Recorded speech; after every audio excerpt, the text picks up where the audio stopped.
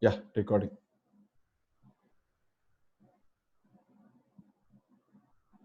Okay, should I start? Yeah. Yeah.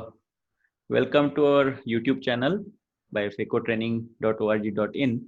And today we'll be doing a video analysis of a submitted video by anonymous surgeon. Surgeon is moderately experienced in FECO, doing FECO surgery for few years. And he has submitted a video. We'll see the details of the video. The short description by the surgeon is that it's a case of probably a posterior polar cataract. So he tried to take all the precautions for that surgery, considering it as a posterior polar cataract.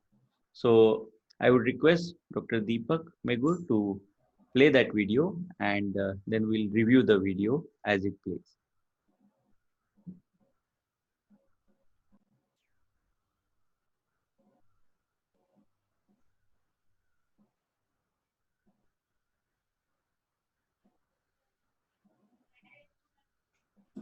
Hi.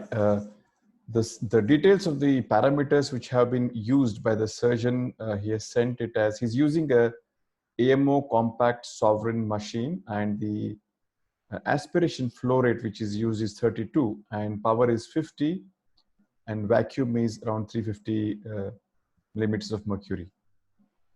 So this he's presuming that it is a posterior polar cataract, but looks more like a posterior subcapsular cataract. But he's planning his surgery in such a way that he's assuming it to be a PPC and taking all the necessary precautions. If the surgery is being done under topical anesthesia, I think we could see that he just injected intracameral lignocaine, and now he's creating the incision after he's filled the chamber with viscoelastic. So, Dr. Deepak, just a question to you. Many times we face this situation that on table, something like this dense PSC is there, and at the back of your mind, you are suspicious whether it can be a PPC. So, how do you differentiate on table? Because you cannot do slit lamp examination now. I think I would still go with the rule of looking for that onion peel appearance of this thing, and this is visible not with the retroillumination mode. You have to come out of the retroillumination mode and use the direct illumination mode and try to visualize the onion peel appearance. And then I would also look for the presence of wrinkling around the plaque which we see, that is visible only in the retroillumination mode. So these are the two characters which will help me to decide whether it's a true posterior polar cataract or a pseudo posterior polar cataract. The onion peel appearance, which is more visible in the direct illumination, not in the retroillumination mode. And in the retroillumination mode, like what we are seeing, we will see certain small wrinkles here around the edge of this plaque, especially when we zoom in and see. Apart from that, you will also see some spot opacities out around it. This was classically described by Dr. Daljit Singh way back. These are the things. And even if sometimes what happens, if there is still suspicion, I would always treat a suspected case like the one with a true PPC and take all the necessary precautions. Right. So I think that's what the surgeon is trying to do here. So let's see how he proceeds. I think regarding CCC for in a case of posterior polar cataract, uh, generally we have to always think that there is a probability of posterior capsular dehiscence in the case of PPC. So we should plan the capsulorhexis also accordingly. So I think we avoid very large capsulorhexis so that in case of rupture, we can always do optic capture. And do you try oval rhexis, which is performed by some surgeons? Yeah, I learned oval rhexis from Dr. Kiranjit Singh. The last few months, I have been using oval rhexis. Oval rhexis is done in such a way that the longer dimension of the rhexis is in a meridian which is parallel to the your main incision. So you have the longer meridian is this meridian, the shorter meridian will be this. The advantage which I have found here is dealing with the epinucleus. You got a very good access to the epinucleus when you're trying to mobilize it and maneuver it out of the bag. The advantage which I feel is even in case of a posterior capsule tear, you still have the advantage of the smaller rexus through the smaller meridian here. You can have an optic capture using by placing the haptics in this meridian. But if it doesn't happen, you can always place the lens well into the bag. The biggest advantage which I feel is the dealing with the epinucleus. According to Dr. Kiranjit Singh, he also feels that the amount of intralenticular pressure buildup which can happen even during hydrodelineation, that is minimized because there is some amount of escape route available. So that was his logic. Your experience? I haven't tried actually, but many of these patients are young and they demand premium IOLs like multifocals or extended depth of focus IOLs. So I'm not sure whether the oval rexis will change the effective lens position or not. Yeah, I think the logic behind oval rexis is good, but I think we are too used to seeing a circular rexis, so maybe that is at the back of our mind. But I think it is worth trying, particularly for harder cataracts. Having PPC, I will definitely would like to try the oval rexis, because in that case, even if there is a dehiscence with the nucleus in the bag or pieces in the bag, I think if it is oval, we can take out the pieces much easily, because one axis, at one axis the rexis is large than considering compared to a circular rexis. Maybe for that case I will definitely try. Now moving back to this case, the surgeon has got a perfect rexis, I should say, like almost 5 mm round, and it's quite central here. So he is quite safe in that aspect, because in the case of an event of a posterior capsule rupture, he has got a well-centered rexis for him to achieve an optic capture. Now, comment on the hydro steps which is doing now. Let me go back one frame here. Okay. Let us go back and see how he's trying to do hydro procedures. So I think he started off with hydro dissection, and then he just aborted that attempt and then did a hydro delineation. That's what. So that's what we could see, that the first wave was almost half went, and then probably realized that the cannula is slightly more below the anterior capsule than the substance of nucleus. Then he reshifted in a different location and did it. Now, Saurabh, I would want to ask you, like, we don't want inadvertent pressure buildup even during an intended hydrodelineation. So what precautions would you suggest? In this patient, presuming that nothing has happened, because even though he did an accidental hydrodissection, which is possible if we are not careful enough, then again he reverted back. So even an hydrodelineation can build up the pressure. Any tips on minimizing this?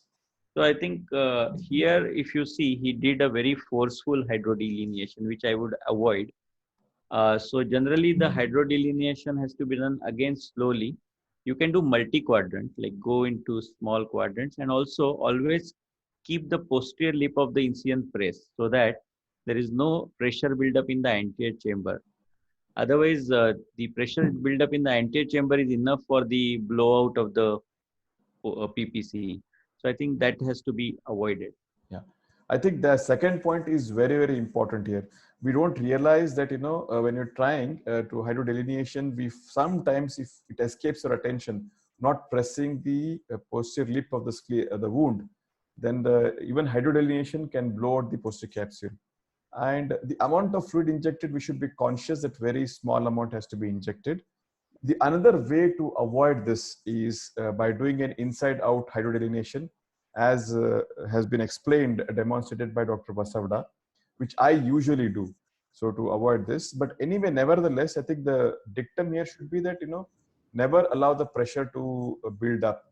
See, spontaneous rupture of the posterior capsule in postipolar cataracts is very common because of the pressure in the chamber.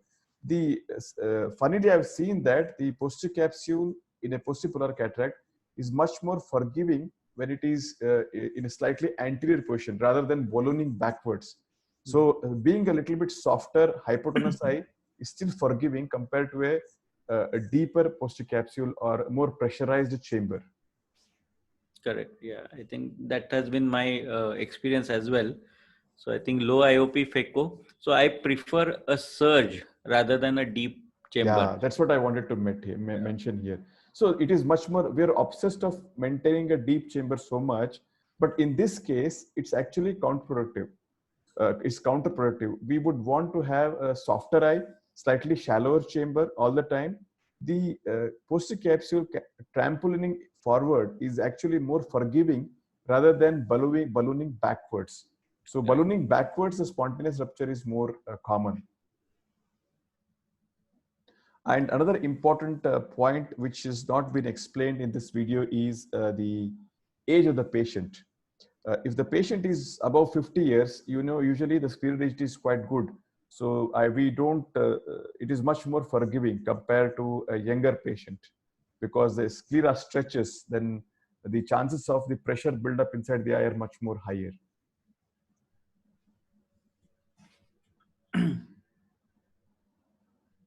Now moving on to the nucleus management.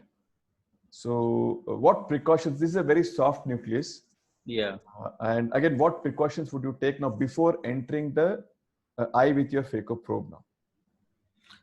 So I think again the low bottle height, that is what, and as you rightly mentioned, younger the age of patient, there are two things. One, the scleral elasticity is more, so it will balloon out like the anterior chamber. And second thing also, younger the patient that presents to us with PPC, more likely that he may be having a larger defect inside. So, a 10-year-old or 15-year-old young person comes with PPC, we know that there has to be a defect there as compared to maybe a 30 or 40-year-old. So I feel that younger the age, also maybe severity of the posterior capsular defect is higher. Yeah, the chances of the posterior capsule rupturing is higher, younger the patient it is. There are two reasons why I think the posterior capsule ruptures in PPC in younger patients compared to older patients. There are two reasons I feel. One is when the expansion happens, sudden buildup of pressure, the ballooning of the posterior capsule happens, which is not able to tolerate and it gives way. That's one reason. Second reason could be not the pressure buildup, but the scleral stretching.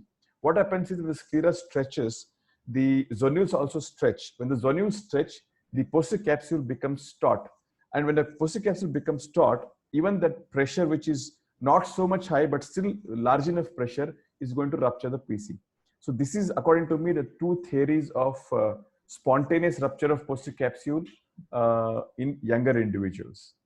Right. So I think the dictum before you enter the probe into the eye is always watch out the bottle height, then enter it. I think that he has not mentioned the bottle height. I think it's probably the most important parameter when we're dealing with a possipolar cataract.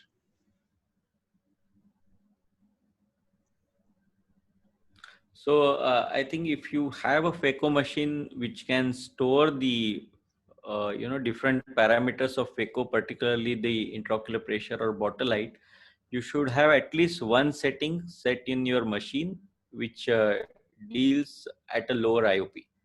So like for example, I use Constellation phaco machine, or sometimes I use Infinity. And in both of them, we can set the intraocular pressure or bottle height. So I keep it at around 60 centimeters of water, so which is around 50 millimeters of mercury. And all the steps are done at that pressure. So I have a setting called as PPC setting only in my Infinity machine as well as in the Centurion.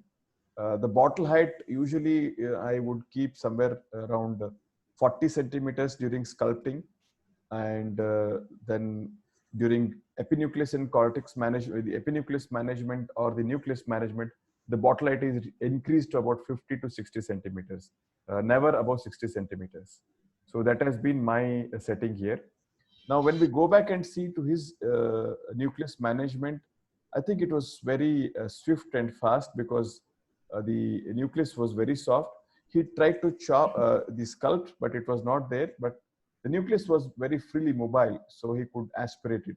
Any tips from you on this? Yeah, I think I generally try to avoid rotation of the nucleus. I try to pull it in the center and aspirate rather than trying to rotate. It's a bit cumbersome because it's easier to rotate and take it out. But for PPC particularly, it is better not to rotate the nucleus as far as possible, because that can give away the posterior capsule if there is a adherent attachment with the posterior capsule from that nucleus or epinucleus. Yeah, I think the nucleus was very freely mobile here, but Here it was. usually, as a rule of thumb, we don't rotate the nucleus in this thing, because that itself can transmit the pressure and break the thing. He's trying to remove the epinucleus. Now he comes out without, filling the antechamber with viscoelastic. I think this is one thing which we can avoid here, wherein he just wants to go in with your IA manual, just comes out here. Nothing happened here, but usually I would want to replace with OVD here a little bit and then come out using a dispersive OVD. So now he's filling it. That's no problem. It's better to always never allow his chamber to suddenly shallow. And now for the epinucleus, I think, do you prefer coaxial or you prefer a bimanual for PPC cases? I don't use a coaxial at all. So I always have to use the bimanual. But what happens is sometimes the port size is too less. Okay, you can't remove the epinucleus with this. So what trick which I follow is I first pull the cortex to the center, along with which the epinucleus comes to center. You see, basically removing the epinucleus in this quadrant, subincisional, is going to be a problem, because you can't, the epinucleus is quite thick to be aspirated with your bimanual IA. So what I do is I go with my bimanual, catch hold of the cortex and then pull it center. Along with it, the epinucleus comes. The epinucleus doesn't come out totally. It just gets freed a little bit and comes here. Then I inject dispersive OVD underneath it and then mobilize out and then aspirate. What is your take on that? So generally I use the coaxial in my cases, but in case of PPC, it depends. Sometimes I use coaxial if I feel the cortex is, can be aspirated very easily, particularly subincisional. But sometimes I prefer to use bimanual because I don't want to struggle with the subincisional cortex or epinucleus, as you said. So in those cases, I use bimanual, and bimanual has another advantage that usually there is no deepening of the anterior chamber in bimanual as compared to coaxial when you go in with coaxial. So I think that is also another advantage in case of, and also what is known as, petal, like you can remove the cortex from all quadrants with bimanual before aspirating it in toto at the end. So the plaque which is at the center can be removed at the end, because that is the point. Once you remove that plaque, there is a chance of posterior capsular dehiscence. So if you keep it at the last, I think you will have dehiscence, but there is no cortex or epinucleus left in the eye. Yeah, I think the goal is to touch the posterior plaque at the last. So you want to peel off the epinucleus and cortex from everywhere and deal with this last plaque later on. So that is how it is. But the real challenge, what happens? We have access with the, usually I remove the epinucleus also with the phaco probe itself, but we can have access to these areas. But this area, it is difficult. So in this area, I have to resort to using a bimanual cannula, free it up, and then maybe use it. That is one thing which I follow. But in this case, the epinucleus was not very thick. It has come with the phaco probe itself. Now, predominantly, most of it is just cortex. That's what I feel. And he's using a coaxial to do it quite efficiently. So I think now the plaque is already out. You can see the plaque is out. Now it is. So there is no dehiscence. So we know that it's not going to rupture most likely.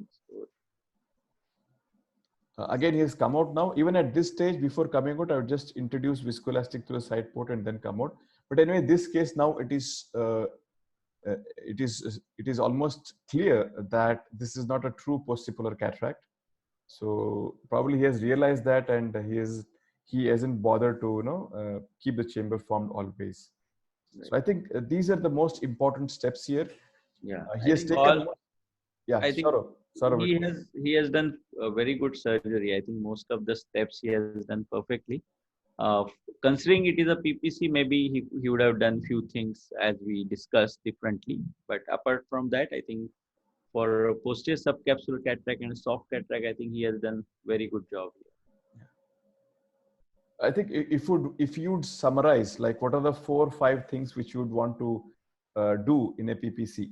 Yeah. So the first of all, I think CCC, just focus on a CCC which is central and not too large. So 5 mm, even slightly smaller, you will do, but don't extend it, because ultimately, if there is a posterior capsule dehiscence, you want that support. Second is the hydroproceus. Be very careful not to increase the anterior chamber or intralenticular pressure while doing that. While doing phaco, always maintain low IOP, so the anterior chamber never expands or puts pressure on the posterior capsule. Uh, During the phaco, I think avoid rotation of the nucleus, and for cortex aspiration, also again same, the attack from the periphery first, remove the cortex from the periphery, and then the plaque should be removed. I think the maintaining a relatively soft eye and maintaining the chamber equilibrium well enough, but without pressurizing it too much. I think that's one of the most important things. And unfortunately or fortunately, I don't know, this point of operating under low pressure has not been so much emphasized in the meetings which we attend always. So that is something which I realized of late.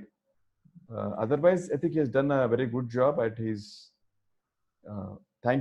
we thank him from on behalf of phacotraining.org. We thank him for submitting his case and wishing him the best for all his future endeavors. Yeah, Thank and you. I hope the tips will help not just him, but many others who are watching this video. Thank you so much.